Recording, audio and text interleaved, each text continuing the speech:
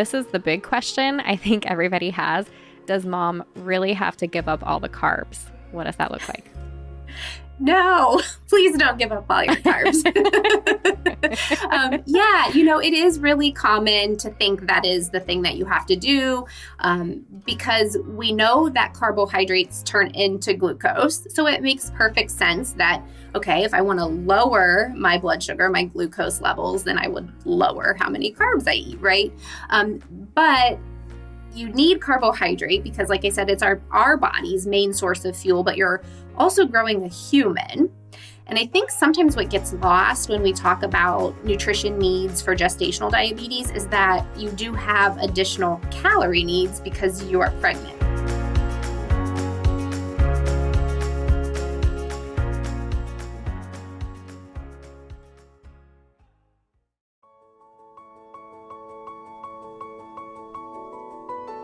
Getting pregnant and giving birth are two of the most exciting things you can ever hope to experience in this life.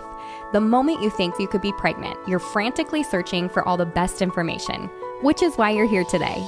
I'm Stephanie King, and with my many years of experience as a professional childbirth educator, doula, and lover of all things pregnancy, birth, and postpartum, I'm here to make preparing for your birth enjoyable, empowering, and totally easy. Each week, I'll cover different topics, interview professionals, and get into the nitty-gritty birth stories from mamas just like you. And when you're ready for more, you can join me in the My Essential Birth course at myessentialbirth.com, where I take you step by step through exactly how to prepare your mind, body, spirit, and partner for a birth you love. So let's get started.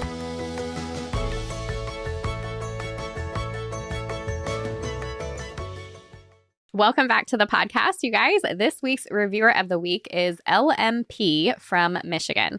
She says, "Fearless birth, thanks to this podcast. I wanted to reach out and personally thank you for all of the work that you put into your web course and podcast. I listened to your podcast every day throughout my recent pregnancy, and I know that it made a significant difference in my pregnancy and labor. I am a first-time mama, and I got to have the home birth of my dreams next to my husband, mom, and doula and midwife, which is awesome. You definitely had all the support team that you were looking for. Throughout my first trimester, I was so anxious about labor and delivery and was so uneducated in all aspects of birth. Thanks to your podcast, not only was I empowered to have my baby at home, but it was unmedicated too. And despite complications and almost needing to transfer to the hospital, I had so much peace and confidence throughout every contraction. My whole labor was only 9 hours, with pushing just over 1 hour. My midwife said if baby hadn't been in a posterior position, she would have missed my birth," which is crazy, especially for a first-time mom, so way to go, mom. "I know not everyone gets to have a birth like this, but I know my experience is thanks to the preparations I made from listening to your online course and podcast. Thank you." Thank you for your review, and thank you for tuning in. And for moms that are new here, or maybe you've been around for a while and you're looking for really great information about a bunch of pregnancy topics, today is going to be great for you too. I have with me here Leslee Flannery. I've been following her for a while on Instagram. If you don't follow her on Instagram, you need to. I'm going to let her introduce where you can find her in just a moment. And this is even if you do not have gestational diabetes, which is what we're going to talk about now, because you don't know, and you could end up having it. Even if you don't have it with this pregnancy, you could have it with the next, or maybe you haven't found out you have it quite yet. This is a topic that you should know about whether or not you think you're going to be diagnosed. But she is a registered dietitian. She specializes in helping women with gestational diabetes lower their blood sugar and deliver a healthy baby. She has an online coaching program for moms with gestational diabetes. And with that, Leslee, will you talk about where people can find you? Because I really do want the people that are listening to latch onto you, go read and look at all of your stuff. Plus, you're just fun to watch. Listen to all your stuff, and then look into the coaching program if they have gestational diabetes, because that's where I would head if I had it myself. So take a moment and say hi. Yeah. Hi, thanks so much for having me. I love talking about gestational diabetes, and usually you'll find me on Instagram talking about it. And so I am at Gestational Diabetes Nutrition over on Instagram, always in my DM, so never feel, scared to reach out that way either. But yes, I do run a coaching program, and it's really, I build it to be a high level of coaching to where we can talk, and adjust blood sugars, change constantly. So it's very involved if you're looking for that type of help. I also have a website, gdmnutrition.com, so you can find me at those two places. Awesome. And I will make sure to include that in the show notes and the email this week for everybody who is listening. And we'll talk about it one more time at the end so that we don't miss that at all. With that, though, I would love to, and because I know that there are new moms listening here, they have no idea what we're talking about. Diabetes is a thing. What is gestational diabetes? Yeah, it's kind of its own little animal, I always say, right? So gestational diabetes is basically diabetes, insulin resistance in pregnancy. So brought on by placental hormones. That's what makes us more insulin resistant. And then once you deliver the baby and you deliver the placenta, gestational diabetes resolves itself. Now, of course, there could also always be underlying prediabetes that someone has or type 2 diabetes. That's why it's important to be screened after you deliver the baby to make sure that's not what we were seeing in pregnancy. But true gestational diabetes is just diabetes in pregnancy. Got it. Okay, that makes a lot of sense. How about what is diabetes for people that don't know what diabetes is? Yeah, diabetes is insulin resistant. So basically, gestational diabetes is most similar to type 2 diabetes. And when I say insulin resistance, what that means is your insulin isn't, maybe your pancreas might not be releasing enough insulin, or it's just not moving efficiently enough to pull the blood sugar from your bloodstream and put it into your cells. So when you eat something, carbohydrates specifically, those break down into glucose, which is our body's main source of fuel. And that's what's supposed to happen after you eat carbohydrate. You'll see your blood sugar go up a little bit, totally normal. Then your body's insulin is supposed to come along and go into your bloodstream and remove the glucose and put it into your cells for energy. So in diabetes, that's a little bit of a slowed down process. And so then we see blood sugars just stay elevated longer. And what's the problem with blood sugar staying elevated longer? Why is that such a problem? Yeah, so for pregnancy specifically, those blood sugars go through the placenta to the baby. So if we have high blood sugars as a trend, and a lot of women get scared when they see their number go higher. And if it's a one-off thing or it's happening occasionally, but not as a trend, that's generally okay. When blood sugars are high constantly as a trend, then the baby can start to grow bigger, the baby can start to produce more insulin, and so basically it affects the baby while they're still growing in your stomach. Yeah. Thank you. That makes a lot of sense. Yep. How about when do moms get tested? When do they find out? How many weeks are they? What does that look like? Yeah, that screening is typically between 24 and 28 weeks. And what happens with that process is you take a 1-hour glucose screening test where you drink 50 grams of liquid sugar, essentially, that glucola drink. And if that comes back high, then you will go on to take a 3-hour glucose tolerance test. So in both tests, you'll come in, they'll test your fasting blood sugar, meaning you haven't eaten anything overnight, and then you will drink a drink. In the 3-hour test, it's 100 grams of liquid sugar. So it's quite a heavy load of carbohydrate. And then they test your blood sugar 1 hour after the drink, 2 hours after the drink, and then 3 hours after the drink. For the 3-hour test, it's kind of confirming that 1-hour test said you were high. And then that 3-hour test, if you have 2 elevated blood sugars out of the 4 that they check, so they check fasting and 1 hour, 2 hour, 3 hour. So 4 blood sugars total. If 2 are elevated above the reference range, then that is officially a diagnosis of gestational diabetes. Okay. We did have a question from Instagram, and I thought this was a really good question, or like something I didn't think about, I guess, prior. But she said, why do we wait until 28 weeks to test? Wouldn't it be better to know earlier? So what is it about that 24 to 28 weeks? Yeah, so the placental hormones are really what make us more insulin resistant in pregnancy. They don't really start to pick up until the end of the second trimester. So around that time is where we start to see more insulin resistance.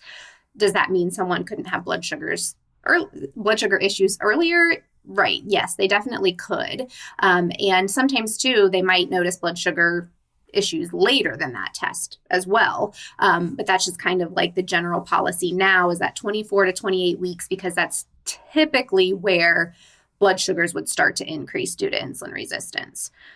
Now, if someone does have other risk factors like a previous gestational diabetic pregnancy or history of type 2 diabetes, maybe in their family. Sometimes doctors will use a higher BMI, those types of things. They may end up checking you and screening you for gestational diabetes at the end of the first trimester because they want to catch anything early. So that is a great question. And sometimes they do check earlier for those women that they think may already have some insulin resistance happening. And if you pass early, you still are required to take it again, unfortunately, 24 to 28 weeks. I know that drink is no fun. Got it. Yeah. Yeah, no.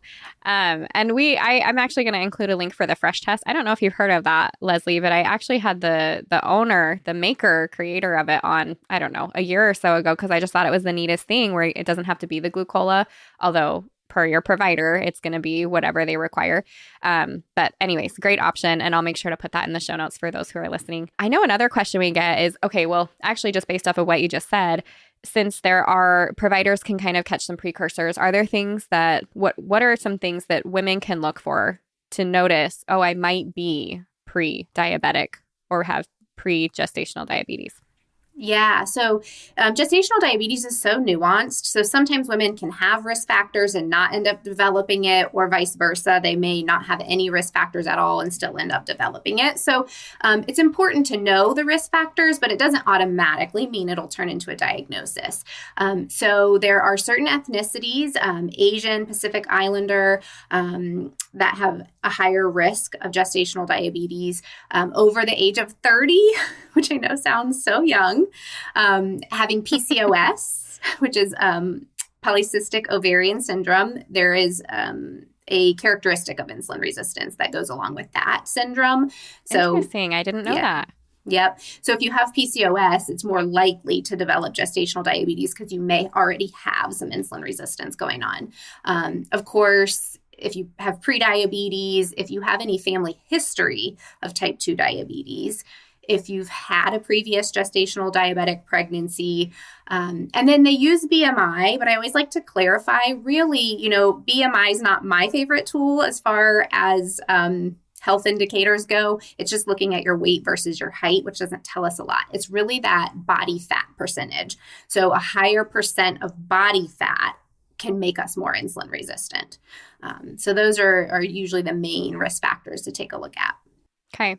And with that, I guess the next question would be, is it preventable? Or what can women do to prevent it? Is there an option to prevent it at all? Yeah, it's such a good question. And it's not super black and white. It's kind of in that gray area, right? So I think, and I have worked with women who have had some of those risk factors that I mentioned, and they were really concerned about developing gestational diabetes. So we worked together and they were able to pass their screening and not develop gestational diabetes. So I think for some women, it could be possible, but for other women, it may be unpreventable. Because if you have PCOS and there's already insulin resistance going on, or if you have several of those things, higher percent of body fat, PCOS, family history, then even getting that diet correct and even, lifestyle factors, you may not prevent it, but I think learning those things and incorporating those things as early as possible if you have risk factors is important no matter what. Yeah, I agree with that. It sounds like that would be like kind of what happens in your coaching program, right? For these other women that you've worked with. Is that what you're talking about? Yes. Yep. So I've had some second time gestational, so they had a previous gestational diabetic pregnancy. So they wanted to start working with me to prevent it in their current pregnancy. And many of them have been able to do that. I think it really just depends on each person, but starting that kind of preventative mindset of, reducing stress and we may go into these things, but the lifestyle factors that really impact blood sugars, consistency and eating in a balanced way, doing all of those things is going to help regardless of if it's really preventable or not.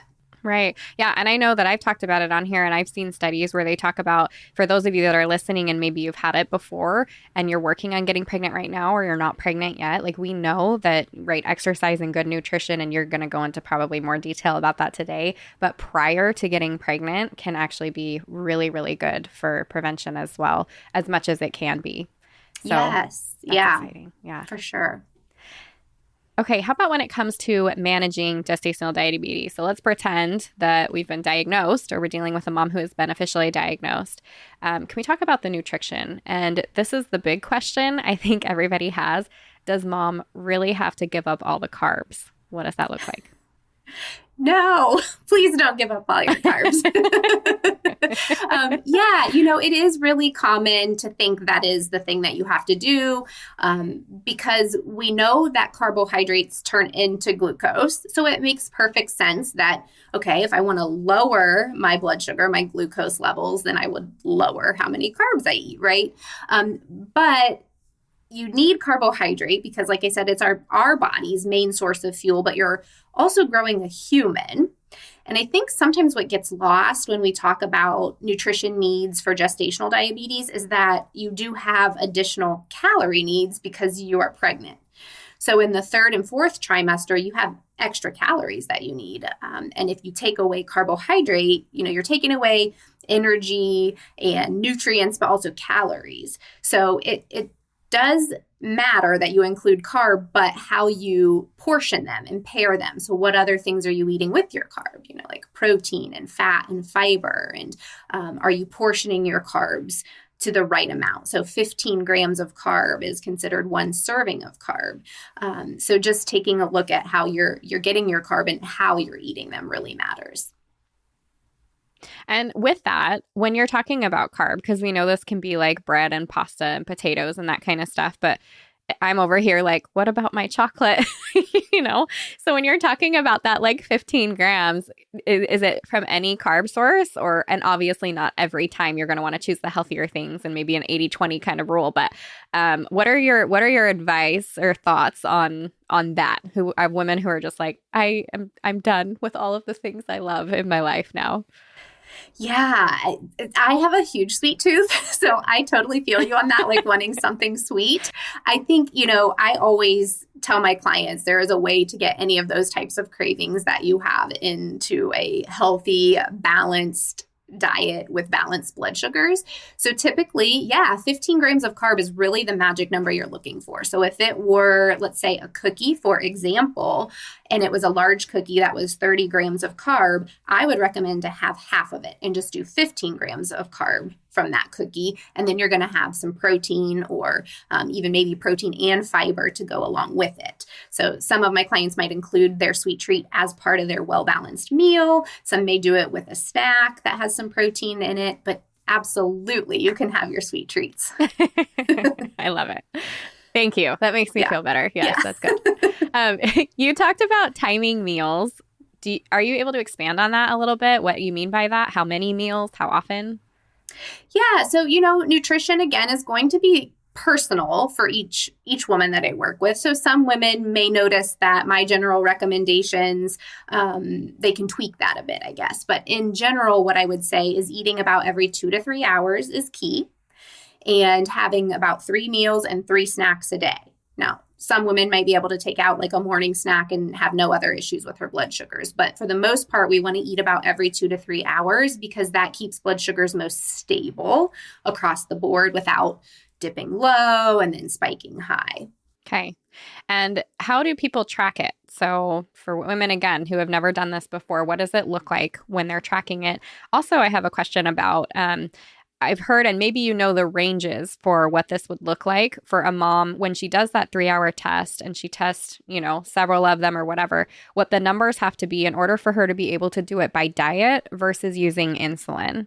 And then once you're on the diet one, or if you're able to use diet along the way, how do you track it? So the tracking of the blood sugar is going to be at home 4 times a day. So they're going to want you to track or test your fasting blood sugar, and then either 1 or 2 hours after breakfast, lunch, and dinner. And it really depends on your provider as to what they are looking for as either a 1-hour or a 2-hour test goes. So the difference in those two numbers, why someone would want to look at a 1-hour number versus a 2-hour number, is that after eating, hypothetically, our blood sugar is going to be the highest that it would get 1 hour after eating. Then at 2 hours after eating, it's looking more at, is your insulin doing its job, your body's insulin doing its job to lower your blood sugar? So some providers want a 1 hour number, some want a 2 hour number, and then they should give you that information of what they want you to test. And 1 hour, your blood sugar needs to be under 140, 2 hours under 120. Again, with that, some providers pick their own goals. So I say that, and you might come to find out that your provider has a different goal for you in mind, but those are the standard goals for after eating. And then fasting, the most standard goal for fasting is under 95, which is recommended by the American College of Obstetrics and Gynecology, as well as the American Diabetes Association. Now, some providers will also require a fasting a little more conservative under 90, which is pretty challenging to do without the help of insulin, but it can be done on occasion. And so the second part of your question, I think, was do those numbers change if they're on insulin? Is that what you were asking? I was curious about when they do the test at 28 weeks for gestational diabetes, what puts them into what numbers, just so women know what they're looking for, are going to put them into you need insulin or you can manage this by diet alone. Yeah, I gotcha. So really, they don't judge that off of the 3-hour test. They would judge that off of your tracking numbers. So you're going to get the diagnosis off of that 3-hour test, and then they're going to give you a meter and probably a log sheet to go home and check your blood sugars. And then you're going to turn that in usually after a week or maybe 2 weeks. Again, kind of varies by provider. And they're going to look at that and say, again, it's all a little bit subjective. So one provider might be more liberal and say, I'm okay with, 3 out of 7 of these fasting numbers each week, because you're checking one day every morning of the week. Some providers might be okay with you not starting insulin, even if like 3 out of 7 are elevated. There's other women I work with whose doctors say, okay, 2 numbers are over or 1 number is over, we're starting insulin. So I always say that is a fantastic question to pose to your doctor or your provider after your diagnosis. You would say, at what point do you consider starting me on medication, there's oral medications, or insulin if my blood sugars are out of range? Because it's different for each different provider. So with that in mind, and since I know that you probably have not listened to the last 100 episodes of my podcast, informed consent is kind of my thing. And it makes me wonder if this is if it's such a subjective thing, which a lot of things in pregnancy and birth are subjective when it comes to your provider. It sounds like this might be a question that you ask maybe even in the first trimester. Hey, when I have that test, week, whatever, what would it look like if, and then maybe even interviewing some different providers depending on their response. Would you say that's a good idea? Yes, absolutely. Because the thing is, and I'm all about women advocating for themselves too, the glucose meters that you use to test your blood sugar at home, great technology. They're not 100% accurate. And also there's something called a continuous glucose monitor that a lot more gestational diabetic women are using. It's a meter that you would put on your arm that can continuously track your blood sugar. Also not very accurate in pregnancy. We're using those as a tool, and it's great. We should keep up on your blood sugars. We want to know about what they're doing. But this whole idea of fitting people into kind of a box, like, okay, you were diagnosed with this, so we're going to treat you this way. We're going to treat everybody that has gestational diabetes this exact way, is sometimes frustrating to me, because if you were to maybe take a look at their growth scans or their ultrasounds and see that everything looks wonderful. The baby's overall size is measuring normal. Their abdominal circumference, which is important for gestational diabetes, it's measuring proportionately. The amniotic fluid is great. There are no issues. Then to me, just logically, that would say that your blood sugar numbers, even if there's a couple that are over, don't look to be impacting the baby's overall growth at this point. Yeah. So having that knowledge and asking your doctors for the research, these are all good things to do. Awesome. How about, what would you say to women what happens if their numbers are showing high? Say that they're not on the insulin side of things. They're looking to do this with food. What would that look like for them? Yeah, so that's why, with my coaching program, I like to schedule an actual phone call where I talk through their exact situation, because I can have 3 different women with gestational diabetes and higher numbers, but their numbers might be higher for different reasons. So like we said, that spacing, the way that you space meals out can impact blood sugars, portioning.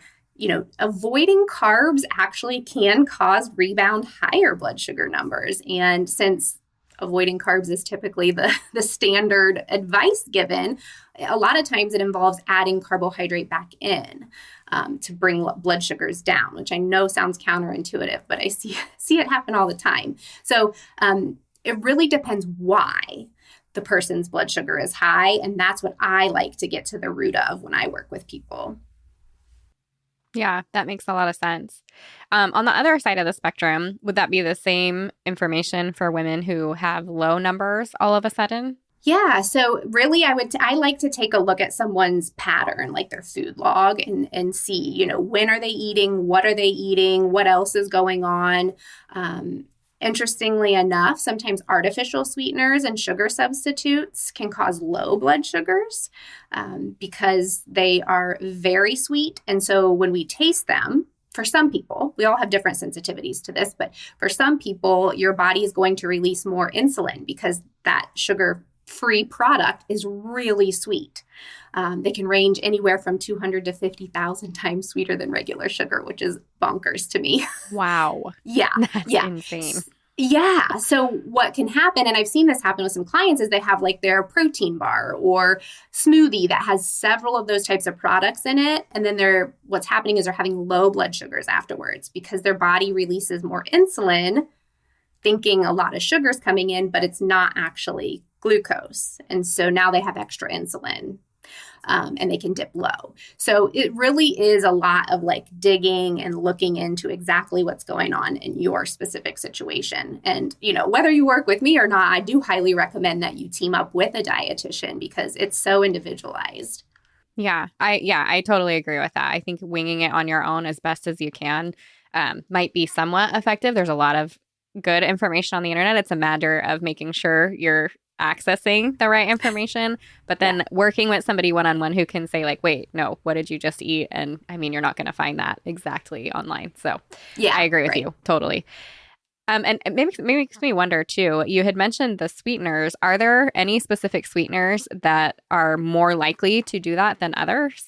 Not necessarily, but I see it, I think, more so when there's a product. And that's another thing, is looking at the ingredients, and being able to pick out like what is causing that to happen. But it's usually on products that have multiple different artificial sweeteners or sugar substitutes. So, like an artificial sweetener is something that's man-made, like a Splenda or an Equal. And then your sugar substitutes are like monk fruit and stevia that are natural. But all of those things kind of lumped together can cause that same reaction. So when you have products that have 3 or 4 different variations of those things in them, I think that's where it might cause that type of reaction for some people.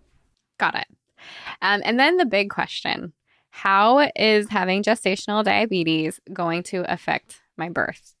One of the biggest questions is, am I instantly going to need an induction? Yeah. So research says with diet control, gestational diabetes, that it's recommended to deliver by 39 and 6, I believe. This is something you should definitely verify with your doctor, but that's basically 40 weeks, right? So a lot of times when women are getting the diagnosis, say back at 26 weeks, and being told that day, okay, well, we're going to have to induce you, that's a red flag. They shouldn't be telling you that you're going to automatically be induced, because you could manage your blood sugars beautifully and not need that induction when time comes. It really depends on what your blood sugars look like, what baby's growth looks like, blood pressure, things, and you have a higher risk to have higher blood pressure with gestational diabetes. So that's why I mentioned that one. But no, you don't automatically need to be induced. So again, with this, I would recommend asking for the research, making them tell you exactly why. And then I think you can also advocate for yourself. Like, I don't want to come in at 38 weeks. Can I come in every other day in the 39th week? And you check out baby, and that makes you guys, the providers feel better about how things are looking. And it makes me feel better because I get more time before being induced. Yeah. With that, I know that the next question is going to be, what if I'm on insulin? Does that mean it's an instant induction? It also doesn't mean instant induction. It's how well are your blood sugars being managed, really, with either option, whether diet controlled or on insulin. So there can be situations where women are on insulin and are well managed and blood sugars are beautiful, and they may be able to go a little bit longer. But again, very specific, individualized, patient-centered care, basically, is what I advocate for, which we don't see a lot of. But I think, really taking a look at your specific situation, because again, you can have different women all on insulin and have different results with blood sugars, have different things going on with their history and their health. Yeah. One of the things that you brought up was that big baby or that macrosomia. And it makes me curious. I just want to hear from your end of things. So something that we know is true is that late-term ultrasounds, based on that information alone, can be pounds off, give or take. So what are they measuring to determine baby is big or not? And then at which point can mom trust that? What should mom be looking for as markers to tell her that my baby is actually at a point that is unsafe for my body to give birth at, or we should be looking at this, or it's really just part of the process and my body's going to be capable of doing it? Yeah, this is a great question, and it may be a little out of my scope of practice since I'm, dietitian. I'm not an expert at reading ultrasounds, although I do understand they are not 100% accurate. And the other thing, if I understand correctly, ultrasounds do not measure the fat, right? And what we worry about with a large baby as far as gestational diabetes goes is shoulder dystocia at delivery, which is where babies with gestational diabetes can deposit fat differently than a baby without gestational diabetes, and specifically around their shoulders. And then they worry about, baby shoulders getting stuck at delivery. However, the ultrasounds, as far as I am aware, don't measure fat. So they're just looking at the overall size. And we know that genetics also play a role in babies' overall size. And we know that moms can birth bigger babies. So, this is where I always defer to doulas and birth educators to really make sure you're advocating and know your rights and knowing what questions to ask when you're there, at your appointments or even in that labor and delivery room too. Yeah, I agree with you. It makes me curious, since you coach a lot of women that are going through this. Do you have any idea of, once women start working with you, how many of them go on to have these very big babies that they're unable to birth? Or what does that look like for people that come into your practice? What are their outcomes look like, knowing that it'll be very different for every woman? But do you have a general idea of what that looks like for moms? Yeah, that's a great question. It's something I don't track, but I probably should.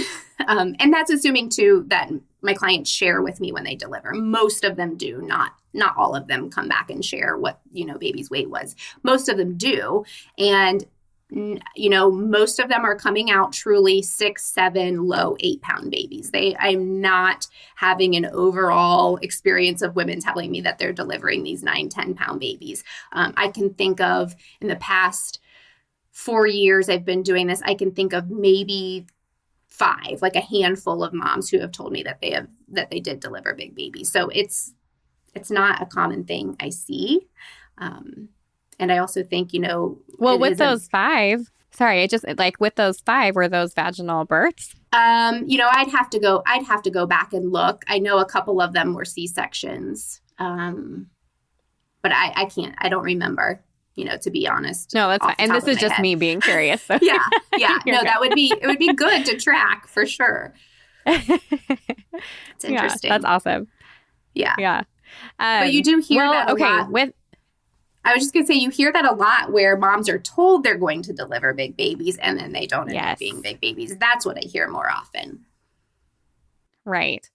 Yeah. And that is where we get into the like out of scope of practice, but like very curious. How else are you measuring these things? Are you palpitating? Are we just going off ultrasound? I love that you shared it does not, like it doesn't measure fat, which is true. Like they measure like the length of certain bones and heart rate and blood flow and that kind of stuff. But yes, you're right about the fat. So I think that's super interesting and a piece that women need to hear.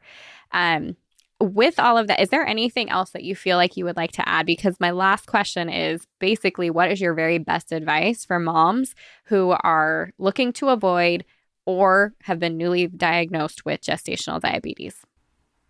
Yeah, I think, for those who are looking to maybe prevent gestational diabetes, starting with balanced nutrition, hydrating, making sure you're taking, good supplements that you may need, getting exercise, but not too strenuous. Like you're doing all of the balanced nutrition and balanced lifestyle things to help manage blood sugars. And for those women who are newly diagnosed, this might not be what you'd expect a dietitian to say, but have grace with yourself because it is hard and it's a lot and it's overwhelming. A lot of women are frustrated, confused, worried, feeling guilty. It's not your fault and it's something brand new you've never had to learn before. So give yourself some grace. Give yourself some grace to learn it, to figure it out piece by piece. Take a deep breath. Having high blood sugars doesn't mean you're a bad mom or, that you're doing anything wrong. And so just really take some time to be positive to yourself. I appreciate that advice. I think that's something that every mom needs to hear no matter what. And certainly when there's diagnosis like this, the first thing we do is like fingers back at us. What did I do? And how did I cause this? And all of those things that eat us alive as moms. We do it from the time we get pregnant all the way through their lives, right? So yep. I love that advice. Yeah. The other thing I'm going to tell people to do is to go follow you. Like I said, if you guys are listening here, follow Leslee on Instagram. Like I said, like your personality is so fun. So like you give this like really great information with like a big smile and a great attitude. And I appreciate it. I felt like all the time I'm like saving or like looking at them again. And I'm like, yes. It's so good. And you're such an advocate for women. So I really appreciate that. But with that, will you just repeat one more time where people can find you and get in touch with you? And kind of just again to like, I haven't even been in your coaching program, but just from looking at you on Instagram and listening to you here today, like if it was me and I was diagnosed with gestational diabetes, I would be like, Leslee, can you help me? So will you just include all of that information for moms here today? Yeah. So you can follow me at Gestational Diabetes Nutrition on Instagram. And I have a website, GDM Nutrition, which will also have, client wins and more about my program. And the coaching program, like I mentioned before, I built it myself because I used to work in a maternal fetal medicine office, a high-risk doctor's office. And I just saw that, man, gestational diabetic women were not getting the support that they needed at all. They got to see a dietitian one time. That's it. And so I was like, it's very lacking. So I built the program with that in mind to look at your food and blood sugars every single week, to include like a private chat feature. So you can send me questions, whether you're venting or, have a question about what they said at the doctor's that I might be able to help you unravel, or, hey, fasting is high again. What can we do? So it's literally like I'm your dietitian on demand once we start working together. That's awesome. I really want to support women so that they can have a healthy pregnancy and deliver a healthy baby, because I think that's not being expressed, right? When they get this diagnosis, they're first told all of the things that can go wrong, which is important to tell women the risk factors of uncontrolled blood sugars. But it's never followed up with, we're going to monitor you. You can have healthy blood sugars. You can deliver a healthy baby. Things can turn out just fine, So at least that's what I hope to provide for the women that work with me. Thank you, Leslee. Thank you for your time today. Thank you for your passion and for all the good that you were doing with women everywhere. And I appreciate it. So thank you for being here. Yeah, thank you for having me. If you loved what you heard today, the very best way to support this podcast and help other moms to find it is to leave a quick review. I read one at the beginning of the episodes, and I would love for yours to be next. And if you're ready for even more pregnancy, birth, and postpartum goodness, come join me in the My Essential Birth course at myessentialbirth.com, where I will hold your hand and walk you through pregnancy and birth step by step so you're totally prepared for a birth you'll love. See you next week.